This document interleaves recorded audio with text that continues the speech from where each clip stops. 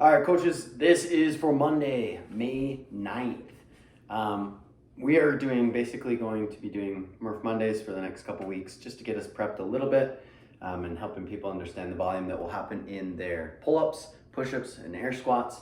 It is pretty significant no matter what style of Murph that you will be accomplishing on those days. As a reminder, we are going to have 3 different locations for that. Springville on the Saturday before Memorial Day, and then South Jordan, 8 a.m. and 9:15, and then Holiday will have a 7 a.m. and 8:15 heats, okay? So what we're looking for today with the warm-up is we are going to be having some tempo air squats and really try to help people actually hit these tempos, even do them as a class. I would highly recommend that, making sure that people are actually moving through the warm-up. What we're looking for as we're reading these tempos, there's always going to be 4 things within a tempo.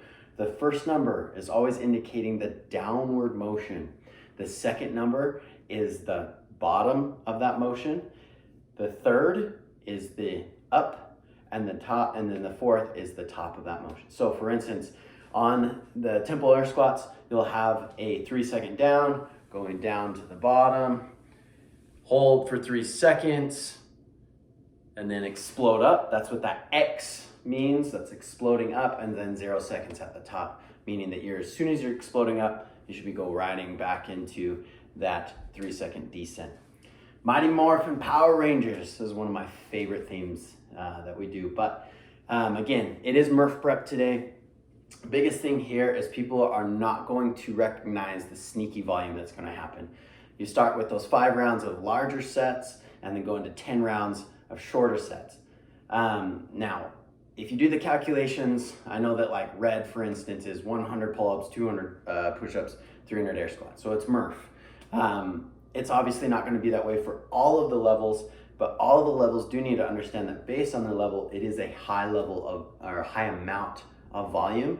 And so just to make sure that mentally we're prepped and we're not just sprinting out at the beginning, coach your athletes appropriately during the workout. I would even recommend slowing them down and making sure that they are prepping themselves for the back end of those 10 rounds when it can be a little bit more difficult, okay? With a very short 5-minute rest. I'm going to continue to talk about this, and it's our quality of body weight movements. And for Murph prep, it's going to be our air squats and our push-ups. I talked about this last week.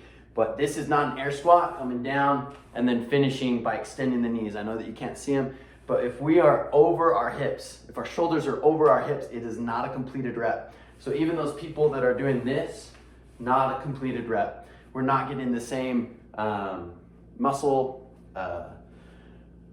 usage out of each of those. That's probably the best way I can put it right now. But making sure that as we do squat, have people stand up tall, get those shoulders over the hips, help people recognize that they're not doing it. They do not know.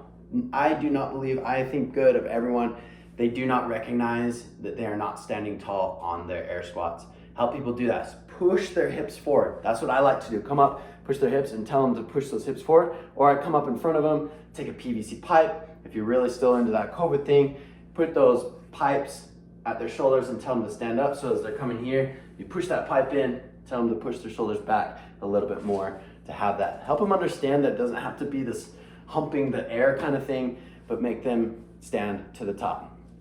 And then with our push-ups, I don't care where our hands are. It doesn't necessarily matter for Murph, but what we do want to make sure, again, going from our head through our shoulders, hips, knees, and toes, is that we are a nice line and that we have that core engaged.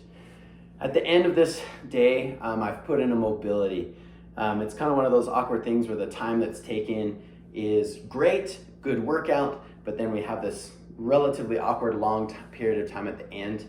I want to utilize that. Please, please, please get your members to do this mobility, helping them to understand that this is just another aspect of fitness for life. Know what the movements are. I've linked all of them, so please make sure you can lead people through those correctly. And make sure that you're helping them understand it's to breathe into the movements, not push themselves into the movements.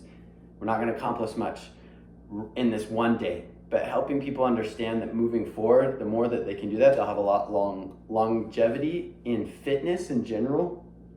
they'll gain better mobility first of all. Okay, that's like overarching.